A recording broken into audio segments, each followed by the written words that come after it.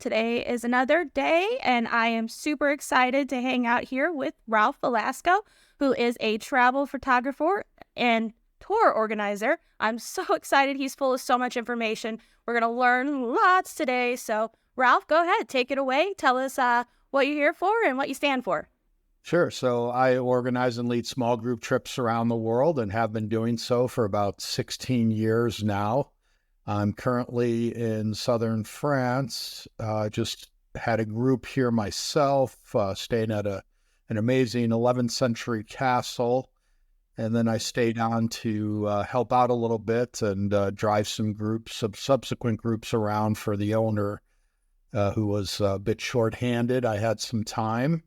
And so, I've been, one of the best things about my job is just sharing the world with people and seeing these places through their eyes. And I've got a very loyal following of clients and people that have traveled with me before. And some have been on upwards of 25 trips and 15 trips. And so a lot of repeat customers and referrals. That's awesome. So, sorry, I want to rewind just a tiny bit. You said that you were hanging out in a castle in France. That is like, I'm not gonna lie to you. It's always been one of my dreams is to visit like that or like Scotland castles because they're always so like full of history. And I love buildings. My husband makes fun of me for that, but I love architecture and like just things, the way that things are built and all of that. So I castles are like super interesting. So tell me a little bit about that. Yeah, so it's an 11th century castle. It's in a town called Grand-Brassac in the Dordogne region of France. It's been owned by the same person, same family for about 35 years now. I've been bringing groups there for about 7 or 8 years, I guess. And so I had a group here myself. And then, as I mentioned, I stayed on for a couple weeks. It's going to actually be a couple months that I'll be there helping out. I'm actually not at the castle this moment because they had a specific group there, but I'm staying in a nearby town called Ribérac as a beautiful Friday market. And but the castle is just unbelievable. He said he bought it with a table and 2 chairs in it 35 years ago, and now it's an absolute museum, which is really incredible. Wow. That is so cool. Yeah, I don't know why, but they've always piqued my interest, so I definitely have to make it there one day. You've led, 120 plus international tours, and how many different countries? Well, I've got about 30 different itineraries, some of them are multiple countries each. Like you said, over 120 international tours. Some are repeats that I do over and over again. But about 30 itineraries, so probably 40 plus countries. And that is so neat. So what was your very first tour like? Tell me about that. Yeah, that one was back in 2008, I believe, 2009. Okay. And it was to the Central European Christmas markets. And that was different from what I do today because we were a part of a bigger tour. And it was a way for me to get started, to kind of test it out, not have all the responsibility of putting together a trip together from soup to nuts. And so that helped a lot and kind of got my my feet wet. And so that I think I did one other trip like that. But other than that, for the most part, I organize everything with the help of a local tour operator in the destination who knows everything. I can't possibly know everything about all these places. Oh, come on. Yes, you can. I know a little bit about them now, but, especially when I'm putting the trips together, because I typically work on a trip a year in advance. So I'll go there, I'll find a tour operator, someone that I trust and has a history and experience to work with, knows what I'm looking for my groups. I'll go there, I'll do a scouting trip when it's typically just me and either the tour operator themselves or their guides, and we'll go around and probably see 2 or 3 times the amount of sites and activities and places that I'll end up putting in the trip itself, the itinerary, when it comes to traveling with a group, because obviously it's a lot easier for me to to see a lot of places than it is for a group of 6 or 10 people that I'm bringing with me the next year. But it Right. also gives me time to scout it out, get the photographs and video I need at the during the season when I plan to bring the group back. So, I'm not there in the fall and then I bring them back in the winter or the spring or something. So I think that's important. It's really important to set expectations and let people know, what they're in for, what the trip's, Absolutely. going to be like. So, and then it takes me a couple months to actually put the itinerary together and about 8 or 10 months to market it. And then the trip will run about a year later. Wow, that's awesome. So you're really putting a lot of heart and a lot of detail into your itineraries. That's amazing. So, how do you find your tour guides? How do you go about? Is there like a hidden network that we don't know about? Well, the tour guides typically come from the tour operator. So the tour Okay. operator is the person in the location. They know all the guides, hotels, activities, restaurants, transportation companies. I tell them very specifically what I'm looking for. We don't necessarily need a lot of museums and monuments and things like that, but we like food and restaurants and cooking classes and demonstrations, markets, photo opportunities, things like that. So I learned early on that the tour operators want to show you everything, but in the end, it's a waste of both time and money for them to show me too much stuff that I know wouldn't make sense for my clients. And that's something I That makes learned over sense. the years, but I learned it very early on. That totally makes sense. So are you living like the nomadic lifestyle or do you have a home base? Well, I'm from Chicago in the U.S., and I am what's considered nomadic or intentionally homeless. But yeah, I for a long time, when I first started out, I was living in Southern California, one of the most expensive places in the world, and I was Right. there 3 months out of the year because even today I'm spending about 8 or 9 months of the year on the road. So I learned very quickly that it didn't make sense for me to pay rent somewhere for 12 months when I was only there for 3. Right. Yeah, that totally makes sense. So how does the photography piece kind of play into the tours and stuff? Is it just like a marketing aspect, or do you take like actual like family photos and that sort of thing while people are on tour? Well, I started out doing photo tours. And so this was, like I said, back 16 years ago. I started teaching just local tours. I mean, doing local tours in Southern California where I was living at the time. And, there's a lot to see and do there. But this was at what I would call the dawn of digital photography back in the early 2000s. And so I saw an opportunity to help people to learn their new digital devices, these new digital cameras. And so I said, I bet I could build some tours around that because I also teach a course called Tour Organizer Training, how to get paid to travel, and Oh, okay. teaching people how to do what I do. Yeah. And I always say you should have some sort of a theme or some sort of common thread to run through your trips, whether it's learning a language or mindfulness or food or photography, painting, anything like that to sort of build your trip around and niche down. Now I'm getting away from the more hardcore photography parts of it because now we're all some sort of a photographer because we've all got these, digital Right. devices, the cameras in our pockets that are very powerful. And so, of course, we're all taking pictures, but I've made them more cultural tours. So it's more about the food Okay. and the people and, the culture of the place and often staying in one, maybe two locations instead of trying to see a whole region or country, which when I first started out, we kind of did. So it's become more quality than quantity. So it's Okay. spending more quality time in fewer places than just touching on, several places. Gotcha. Yeah, so cultural tours are right up my alley. I've done a couple of like more immersive type tours. So I've like hung out with family members of like locals and had those kind of trips. And I feel like those are the most meaningful and the most memorable that I've experienced anyway. So I love the idea that other people are starting to get more into like those culture immersion tours and that sort of thing.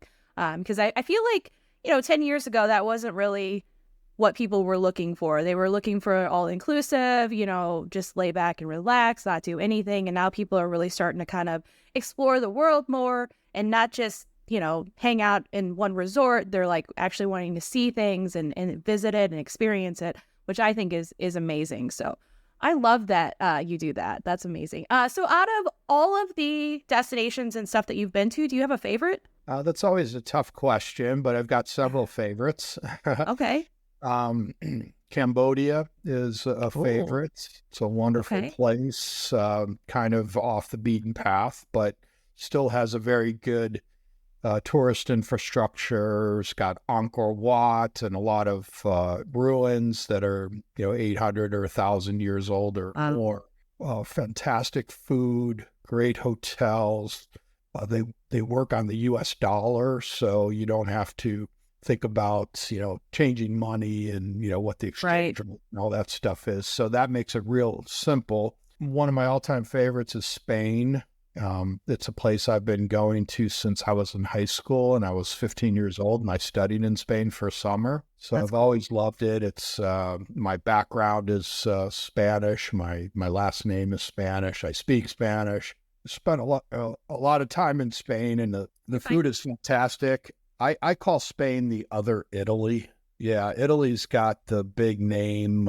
Everyone wants to go to Italy, and understandably, but Spain is maybe a little bit off. I wouldn't, it's not really off the beaten path because it's just as accessible, if not more, than Italy. But I think Italy just has the bigger name, and um, Yeah, Spain has just as great food and I bet. landscapes, hotels, architecture, history. Everything is just wonderful. Okay. Other places, I go to Cuba a lot.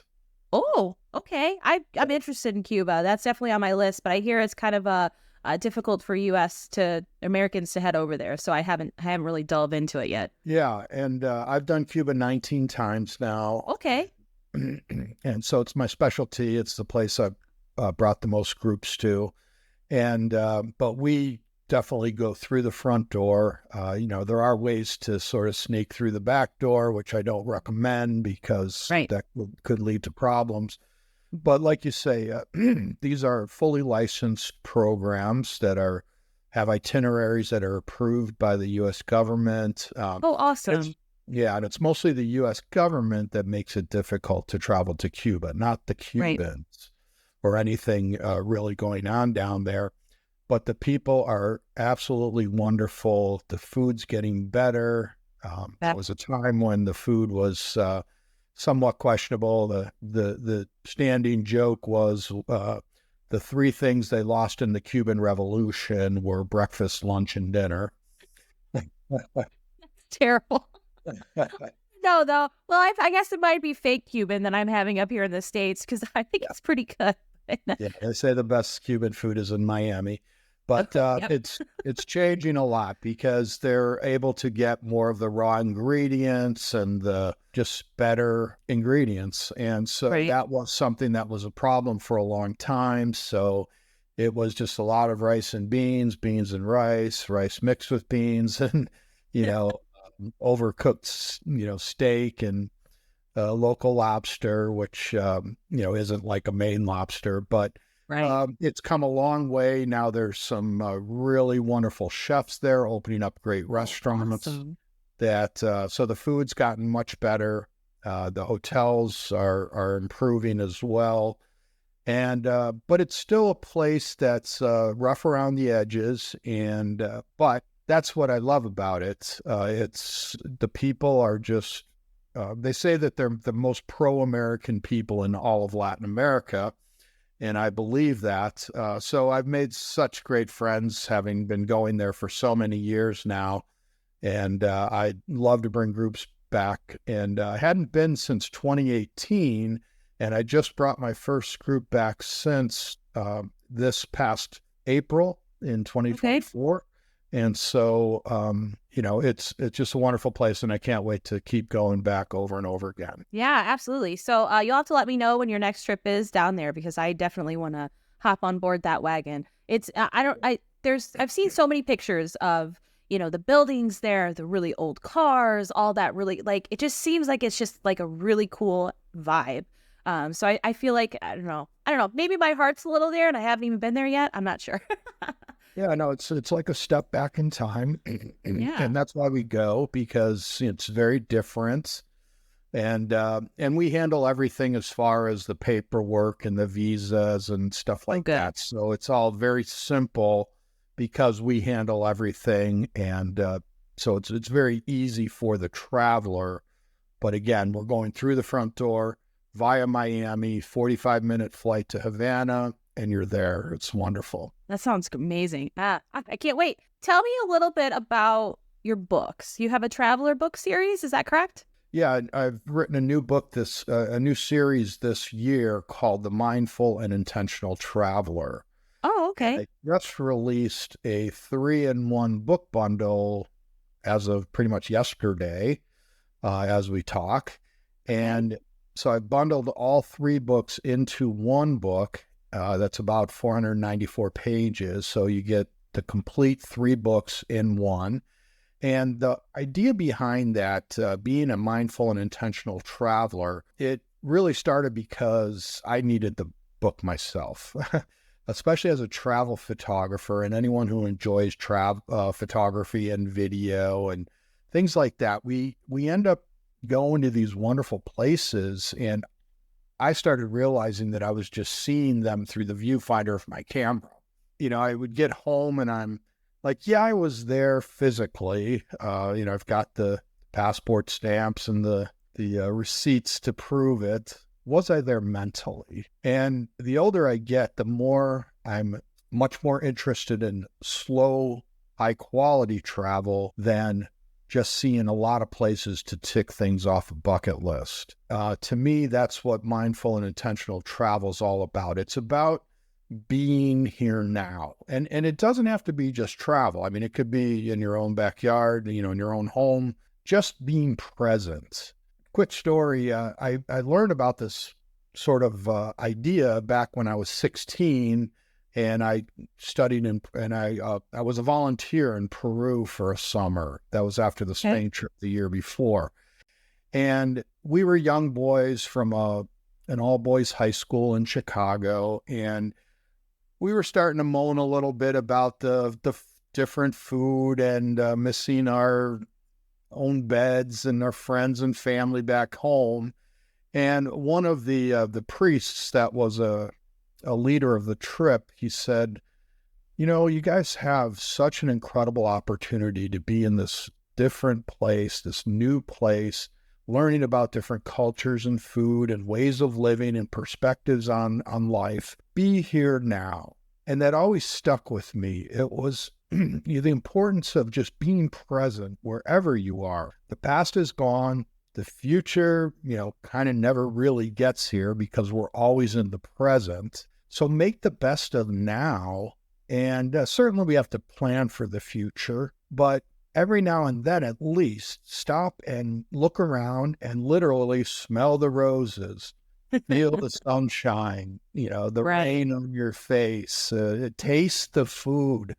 I don't know about you, but how many times have I sat in front of the TV while I'm on my phone, eating and listening to music, trying to do 4 things at once because I think I'm multitasking and getting things done. Guilty. Right. Right. And so instead, I put the camera down, put the devices down. These devices are made to take us away from where we are. That's specifically what they're made for. And yeah, they're great. I mean, they're wonderful tools. And you can search anything you want at any time, but they take us away from where we are. And really, we can only do one thing at a time well. And so put the device down. I'm talking to myself, and, taste the food, enjoy it, appreciate it, the place that you are, wherever that is. And I think you're going to just have a much better experience, especially when you travel. I was with a friend of mine just a couple weeks ago in Spain. He was constantly on his phone, videotaping everything he was seeing, sending pictures to his family and kids, and texting this person and that person. And I'm like, be here now, I mean, Right. he was trying to share the place, which is admirable, but he was missing out on the experience himself. And so to me, that was just such an obvious example of that. So I really Right. encourage people to, wherever you are, be here now. 100% guilty of that. I mean, I've gone to concerts and stuff where I've been videotaping the whole time, and then I've left and be like, but was I even at that concert? Like, I don't even remember any of it because I was so focused on my phone that, I wasn't actually paying attention to the stuff around me.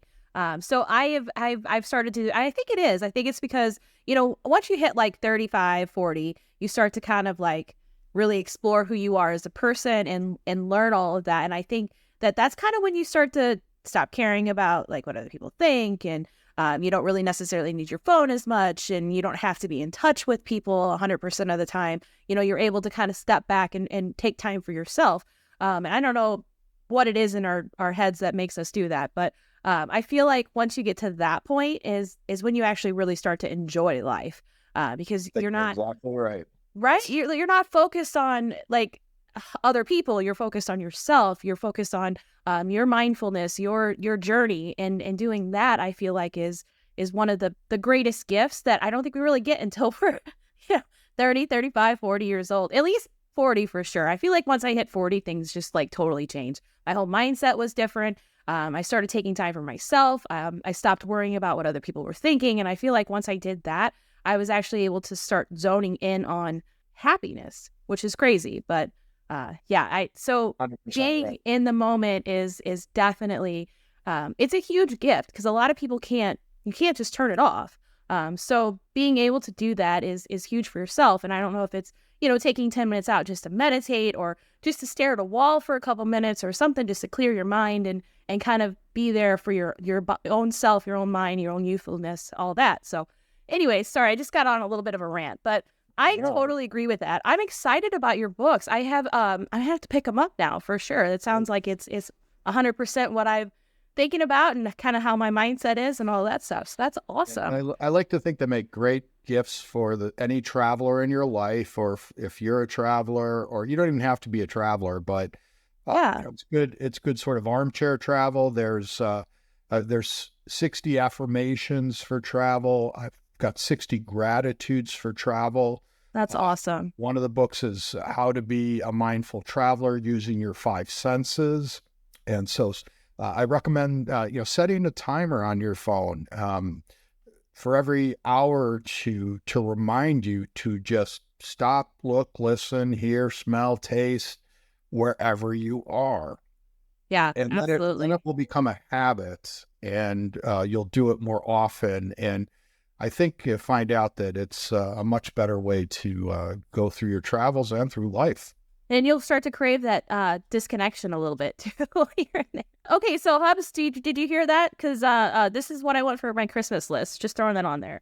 Anyways, so what's the first couple of steps that somebody could take other than turning off their phone? Is there like meditation practices or anything like that you would suggest that they could start to be more mindful? Yeah, well, like you said, turn off the phone, the distraction. That's one distraction. Sure, certainly there are others. Perhaps, talking about it with your travel partner, husband, wife, partner, whatever, maybe getting them on board as well, and doing it as a team. It's always easier, they say, to work out, with a partner or something. Right. So, getting that buy-in from whoever you're traveling with, but doing it together and setting that timer, and it'll remind you to just stop. Because again, we're walking around, we're looking at things, we're doing, multiple things at a time.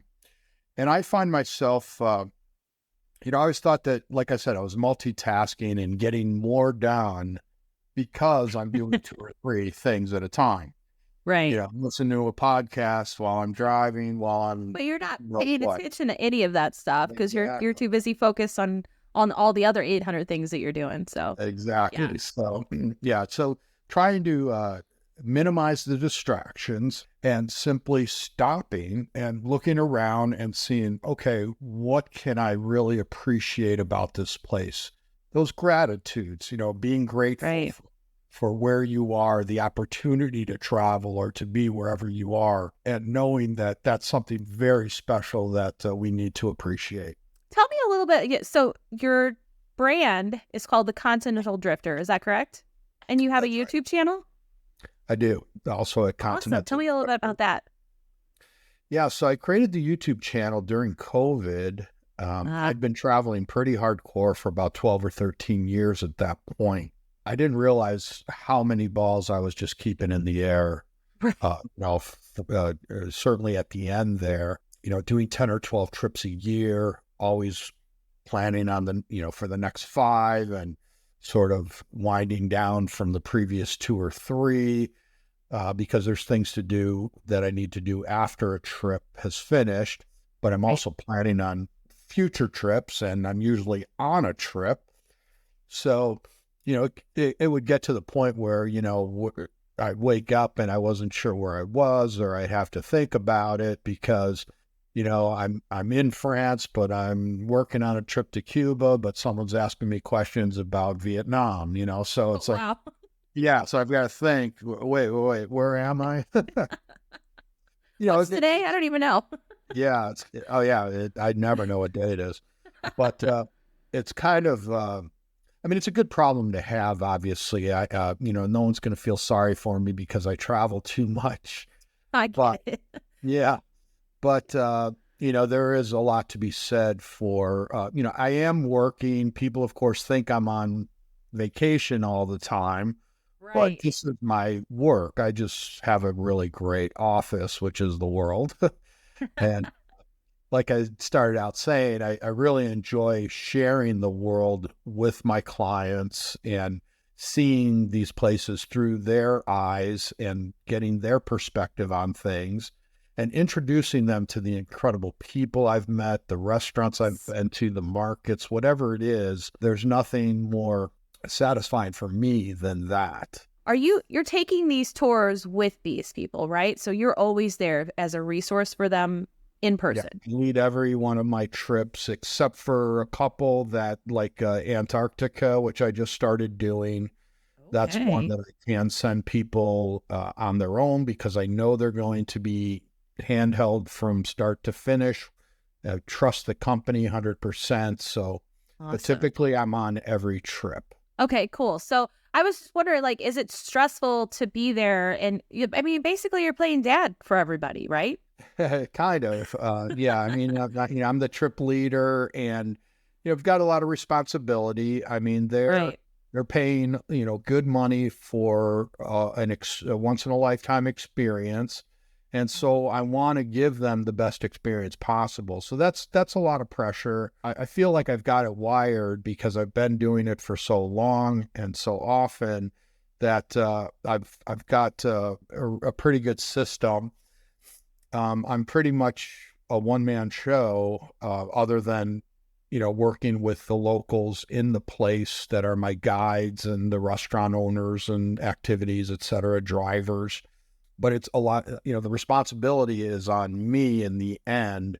And so being there, I'm able to, sort of, make sure things don't get too far out of whack if they're Right. starting to move that direction. But I also learned early on that it's about setting expectations. The people that come on my trips tend to be very well traveled, so they know that they need to be flexible, that things do Right. happen. It's part of the experience.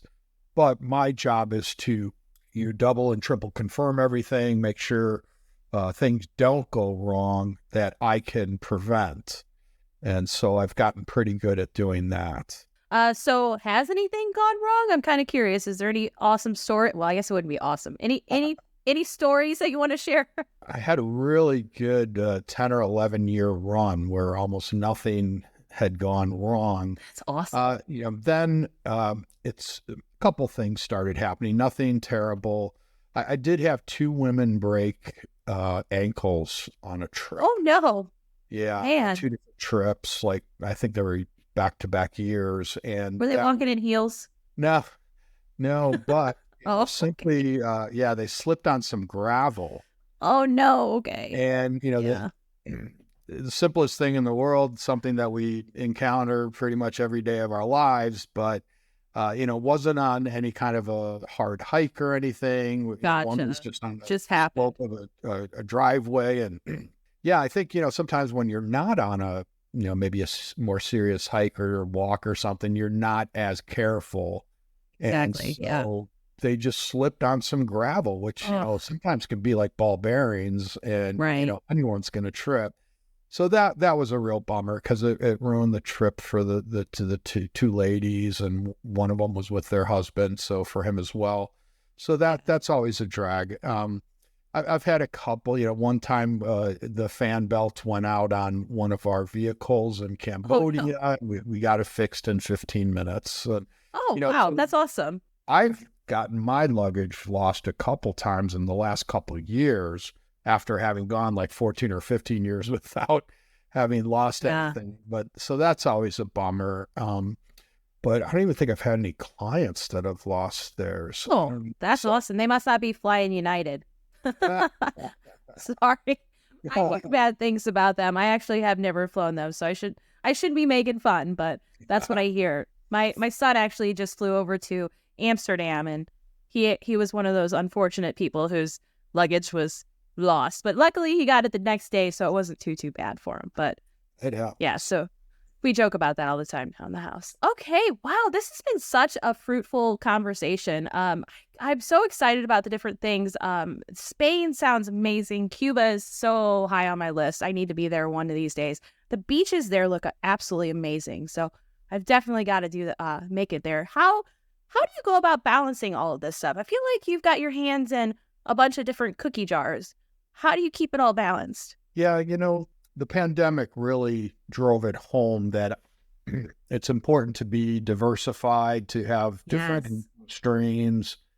And, because as you can imagine, a one-man travel business, the pandemic hits and Right. people can't leave their homes, let alone go on an international trip. That Mhm. was a real kick in the pants. And so it was actually, I talked about having all these balls in the air, but it was actually somewhat welcomed, the stopping traveling so hardcore, because it allowed me to take a breath, start my YouTube channel, which you had asked me about. The channel is youtube.com/Continental Drifter, and it's about my travels. So it's Yeah. become a really good sort of record of the different places I've been, different experiences that I've had. So sometimes the videos are about a whole trip or a country, or maybe they're about a specific experience or activity. And so it's become a really nice record of all those travels. I wrote a couple books. I got some other things done. So during the pandemic, I was able to get some things done that I was never able to do because I was Right. traveling so much. So in a way, it was somewhat welcome, but it was tough, for a one-person travel business when no one can leave their homes for 2 years. So Yeah. that what was good. What I was happy about is that I'd gotten my expenses down. I was location independent, so I didn't have a rent that came up. I didn't have a retail space or employees. It was about keeping those expenses down as opposed to having all these different costs and responsibilities. And so I was able to do that. Wow. Yeah, I feel like man, that's the not entrepreneurial I can never say that word right. Never. Never, never, never. You know what I'm saying? I feel Yeah. like that's how we all think, right? Like we don't we don't want to have just one 9 to 5 job with one steady stream of income. We want 17 different streams of income and none of them have to be reliable as long as they're all coming in. here and there. So I don't know what it is, but I feel like every person that I've met who's owned their own business has been of that same mentality. It's like, oh, I've got this, and this going on. And you're like, how? How do you? I'm guilty of it. I have several things going on that I don't even know how I'm doing it, to be honest with you. But hey, Yeah, that's we're getting with there. mine. Yeah, with mine it was, the theme is travel through everything. So whether it's the trips themselves, I do a lot of public speaking about travel and photography. Awesome. Yeah. Books are all having to do with travel and photography, but the mindfulness part of it now. And so, these are all things that I know, and I'm just looking at different outlets for sharing that knowledge. Right. No, I love that. I think that's amazing. So gosh, this has been such a pleasure. So if people are looking for you to come and book a tour with you, where would they be able to find you? Sure. So everything's at continentaldrifter.co. And you can find I put up a blog about every week, and all my trips, my books, my YouTube channel, podcasts I've been on, podcasts I've had. I don't have a podcast right now, but that's sort of the hub of everything I do is continentaldrifter.co. Wow, that's awesome. Thank you so much, Rob. I really am so excited that we had this conversation. Before I leave every episode, though, I always ask this one question. What does paradise mean to you? Ooh, good question. It's hard, right? Yeah, it's a tough one. Paradise to me is being able to have the time and means to do what I want to do. Wherever that is. It's not a particular place, but wherever I am, being able to do what I want, when I want, not have to do things that perhaps I'm not interested in or that someone else is telling me to do. That's a great answer. I agree. I don't know if we can ever get to that sort of paradise, but if you do find it, please let me know because I'm more than happy to come hang out. I think that would be awesome. Thank you so much, Rob. I really appreciate this conversation. And we will definitely keep in touch because I want to hang out with you in Cuba. I think that would be great. So let's do it. Awesome. Thanks so much for having me. This was fun. Yeah. Have a good one. Thanks. Good. Hey there, beach lovers. That's it for today's episode of Beachside Banter with B. I sure hope you had as much fun as I did. Hey, don't forget to subscribe and leave a review if you enjoyed the show. You can catch me on all social media platforms at Life, Love, and Travel. And if you've got a question or you just want to stop by and say hi, feel free to slide into my DMs and I'll make sure to get those answered for you. Big thanks to everyone who joined me today and for all of you who tuned in. And until next time, enjoy your week.